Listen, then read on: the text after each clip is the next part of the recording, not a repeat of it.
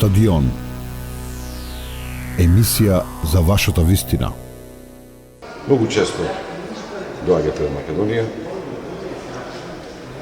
Уметничкиот порив е само врската што ве спојува или има и нешто друго, кое што значи братство, кое што значи заедничка историја.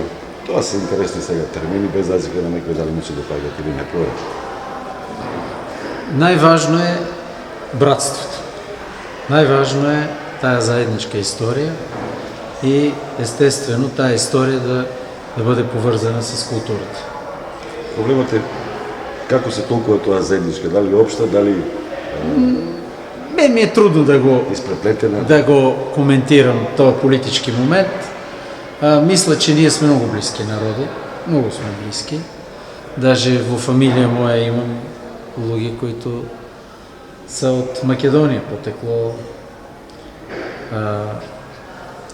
Имам, както се вика, македонци от Кукуш, които са се преселили в уния тежки времена, 12-та година.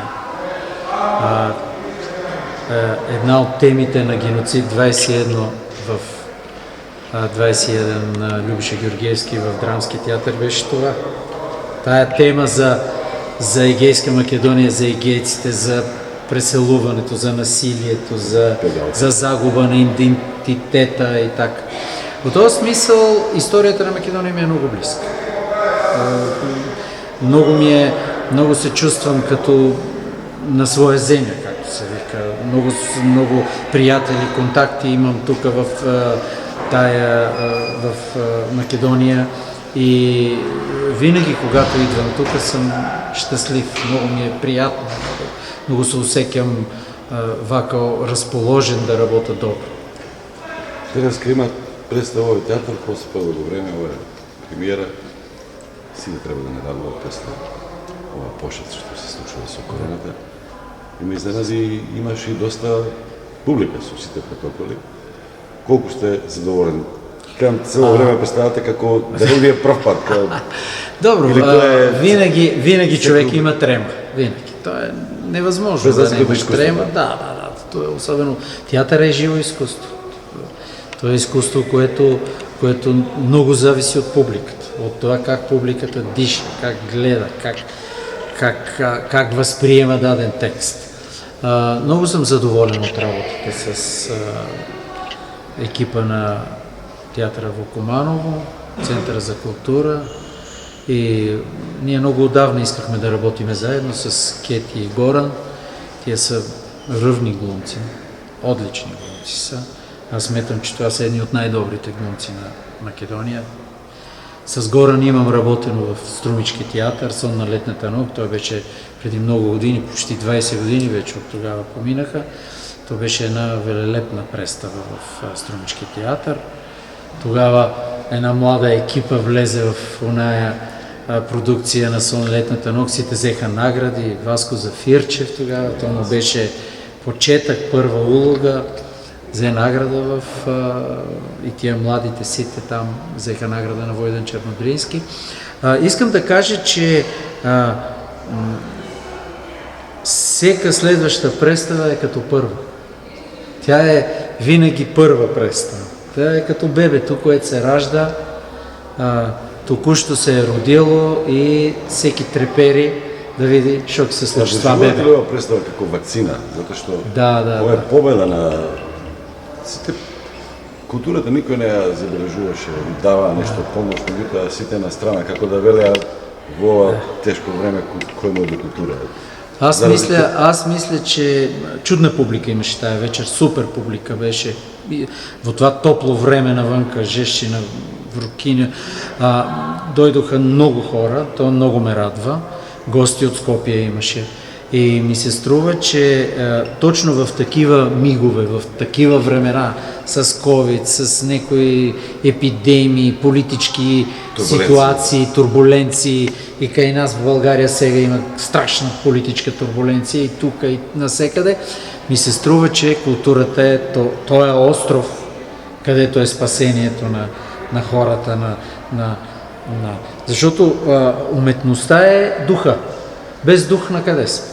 За какво живееме? Само за пари, само за... И Сашко Насев много добро е усетил това в текста. Това му е една от темите, която тема за липсата на духовност, липсата на смисъл на живеенето. Нас много ни провоцира, много работехме на тая тема в представата. Много е модерен аспект на режисерските решения. Аз съм задушевен. Има и дигитални ситуации, има мултимедия, има мултитаскинг. Домците са. Това е некој микс, виртуозно игра со текстот и Сашко. Треба да размислуваш. Има една интересна реченица, вели информациите и вестите се побрзи од светлината, а мислата не функционира. Да. Само гледаме слики. Тоа го рефлектира модерното од денешното време. Ова представа не трябваше да ја контемплирам, да ја размислувам. Да, смисъла на нашата работа беше това, да накараме публиката малко да се замисли, зрителя малко да помисли. Не може постоянно комедии. Аз в България имам режирано страшно много комедии. В момента две от най-актуалните комедии на българския театър са мои. Едната има вече 300 изведби, другата има 200. Едната се играе 7, 8, 9 години, другата 7 години. По този смисъл не може само това. Трябва и представи, които да може публиката да се замисли над своето битие, на своя живот, на това, което е около нас. Някак си, вие казвате модерно. Има и филм, има и... Да, защото живееме в такова време. Много е универсално времето, много е ситуациите по цял свет. Вие виждате, интернет ни залива. Младите вече не могат без интернет. Те не могат да живеят. Всеки млад човек на улицата, като го видиш, той работи с телефона, той не те гледа в очите. Той само е наведен на екрана. Да. Телевизиите те засипват с клипове, с монтажи. И за нас беше тия технологии важно да ги користиме, да ги използваме.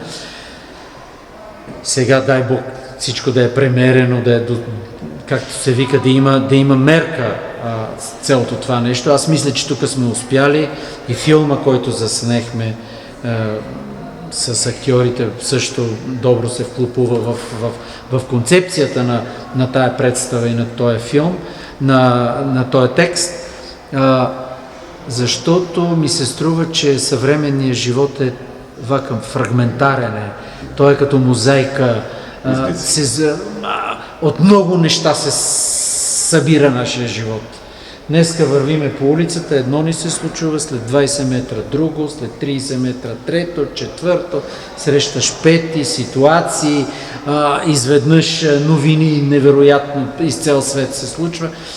Кой очакваше COVID да има? Никой. Дойде COVID-а, ни затвориха, па ни попущат, па втора вълна, па трета, па четвърта сега се чака. То е страшно. Просто почваме да живеем в друга паралелна вселена. Такава е ситуацията, ми се струва. Со музиката е, да го свагате како забележка, ама лично аз повеќе преферирам по-жестока музика. Имате ли дилема за да, например, користите повеќе гитара, повеќе рок, или пак ке изгубевте мерката што ми ја рекол? Да, стремяхме се много да... Има го този момент на меланхолията вътре и затова го потенцирахме това нещо с музиката. Ние користим и класична, и съвременна музика. Има някои преходи в пиесата, които са много динамични, точно с такава рок музика взимаме актуална, бърза, динамична. В този смисъл най-големите рок групи на света изпълняват най-добрите балади. И Beatles, и Rolling Stones, и Назарет, и Led Zeppelin, най-големите, най-добрите балади. И ти ги помниш баладите, а другото не го помниш. Това в тази смисла некак си винаги и най-модерната музика върви към класиката. Нека си остава в класиката. Да, от името на 21 век, на 20 век, но става класична. И Пол Маккарти ще го помним с неговите най-добри. И Джон Ленън, и така, и така. В този смисъл, нашето усещане за това премешване, това смесване на различни стилове вътре ни беше много важно. Има и повеќе кои што се кокетираат со актуелната ситуација на Македонија и Бугарија. Тоа е вочето. Да. Зависи кој како го сваќа тоа, може би намера. Тоа е пругата до Бугарија што никош не е. Да. И толку сте песимисти вие како во представата, бабата умрела чекајќи. Да. Ами, то тука се роди целото това нещо. Това се роди от цялото нещо. Срамно е толкова години да нема един добър път до София и да нема ЖП линия, дали да има пруга. Но то е некакси актуалната политическа състойба между нас. Ме ми се струва, че по-битно е да се срещаме културните дейци от двете страни. То е важно. Сега с Сашко сме замислили един проект голем българо-македонски да направим, дай Боже да го осъществиме, да видим дали се случи на основата на биографията на Гоце Делчев, на основата на взаимоотношенията на Яворов с македонското движение. Трябва да уважаваме, как да кажем, нашите предци. Трябва да има уважение и съответно и да уважение сега да си имаме един на друг. Това е много битно, много важно. Не случайно тая велика мисъл на Гоце Делчев, че културата е полето за надпревар. Светлата е, това е велика мисъл, това е гениално. Аз не знам доколко е автентично това, което го е казал Гоце Делчев, но важното е, че на него го преписват и той е гениално. Да. В този смисъл смятам, че за мен е най-важното да се срещаме на полето на творчеството, на полето на уметността. Ето аз тия дни пак отново Владко Стефановски е в София с Теодоси, имат концерт. Пред колко месеца беха, минатото лето пак беха в София, правиха страшен концерт пред НДК. Там има едно место много добро. Великолепни беха, великолепни. Просто изключително. Сметам, че това е нашата среща. Това ми е 10-та представа в Македония, моя постановка. Никога ще сте имали проблеми? Или сега почнувате да имате? Нема проблеми, не. По-преко сега? Да. Или културата е... Не. Никой не ме гледа така, ради цялата ситуация, която е тензията. Не знам. Аз... Може и в Бугария да ме гледа, шо бареш в Македония? Да. Не, нямам такива връзки, нямам такива ситуации.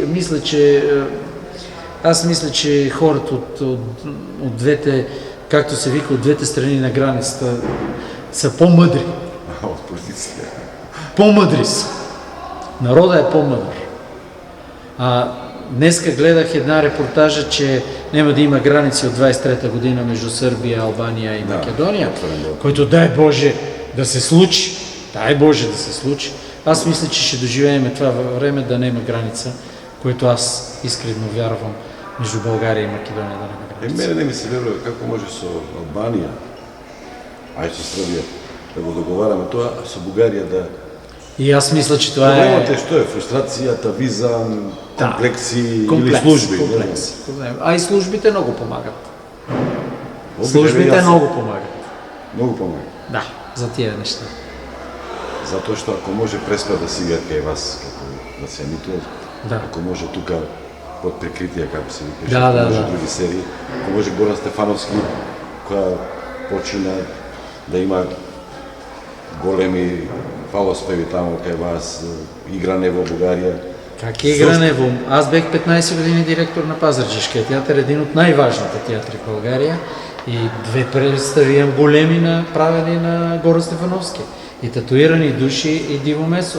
Любчо Георгиевски от Битолски театър ги поставяше, ги режираше. Валентин Светозарев сценография, Мариан Нечек музика. Самия Горан беше, Багия идваше като министър на културата на гости. Много се работува. То не имаше кой македонски театър да не е бил при мене на гастрола. А каде погрешихме? Зашто тоа не ги движи овие тия мудрости културни? Така ми се струва. Човек винаги прави грешна стъпка понекога. Сега политическите односи между двете държави не са най-добри. Не знам на къде ще стигне тази работа цялата. Останувате на това дека културата е лек за се. Абсолютно. Абсолютно. Аз вервам това нещо. Музика, па и забава и... Со кой да вода конфликти? С Сашко Насев, аз съм, му правим сега представа. Той е много активен човек в Македонския културен център в София. Изключително, може би най-активният културен център в България е Македонския културен център. С Венко Андоновски, моят стар приятел, на който съм оправил 2 представи и казва, че много добро съм ги режирал. С Бато Димитров да воювам с Кошмар. Първата ми постановка в Щип беше Кошмар на Братислав Димитров. С кой? С Горан Скети, с Ирена Ристич, Биляна Драгичевич, с екипата голема на Струмишки театър. Няма шанс. Има ли поделеност на културните работници, так, на уметниците? По смисъл? Успя ли политиката и там да влезе да ги подели? Абсолютно. И в България? И в България, да. Не ли, Особено последните, за особено последните години много. Наши и ваши. Почнахме много в България, особено с тая власт, последната, която беше на Бойко Борисов, некак си се поделихме на защитници на ГЕРБ, на Бойко Борисов, пък други беха против него и така нататък. Това много усложни взаимоотношения, въпреки че мисля си, че на моите така приятели в България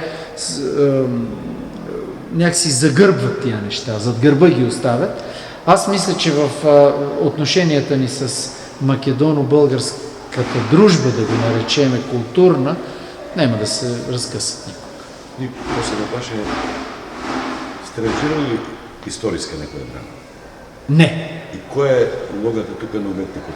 Мене ми причи, кога някой от политиците рече, ова не е коректно. Но уметността трябва да си игра. Да. Не треба говор номер за души, не треба. Меѓутоа може да ги поставува како сака работата. Затоа што и тоа е предмет на расправа. Например, имаше филм кој што беше проблематичен. Да. Ја не зборувам за намерно кокетирање, за намерен маркетинг, за кревање на рейтинг. Меѓутоа, проблемот на уметниците и историјата. Най-битно е уметноста доминира. един уметник да има реалистично отношение към историята. Това е най-битно. Значи, замешали рекламавата политика, тая би така. В това отношение давам винаги пример с Шиндлеровата листа на Спилбърг. Той е евреин и неговото семейство е пострадало от нацизъм. И той реалистично отразява една история вътре. И вие знаете какъв светски филм и невероятен филм е. И този филм по някакъв начин така се възвисява над конкретната политическо обвинуване. Тоа веќе се граничи со документаристика, меѓутоа има Да. проблеми со уметнички погледи. Ватикан се бунеше за Да, добро. Ватикан този е проблем. За неговата ориентација сексуална, за... Да. В този смисъл казвам, че особено по тия теми България и Македония трябва да сме много внимателни. Много внимателни трябва да сме къде пипаме. И как разсъждаваме за тях. За общата... да се разделува вътрешните пориви, колку декларативно. Јас сум българин, јас сум македонец. Най-големият български поет за мен е Яворов, е най-големият защитник на Македония. Той е водач на чета във ВМРО, той е неговата болка, това му е сърцето, това му е страданието. Една от най-хубавите текстове на българската драматургия е Нирвана на Константин Илиев за Лора и Яворов. И тук половиния текст аз го правех в Щипския театър. И то много успешно. Над 40 изведби имаш по цел Балкан. С Коловски и и Кристина. В смисъл говоря, че вътре в този текст се говорят страшни истини и за Македония и за България, но те не са политически. Те са строго творчески, уметни. Съзнанието на уметника по отношение на тая проблем. Да. За крај. Песимист, оптимист. Оптимист. Мора. Трябва. Аз мисля, че да. Ако състават влада, в момента имаме много разумен президент, Радев. И аз мисля, че той ще намери начин някакси така, да намерят общ език с вашия президент и с Заев и с министър-председателя, нали, премиера, да намерят обща гледна точка към проблемите. Владлен Александров. Благодаря. Хвала ви много и аз. Стадион. Емисија за вашата вистина.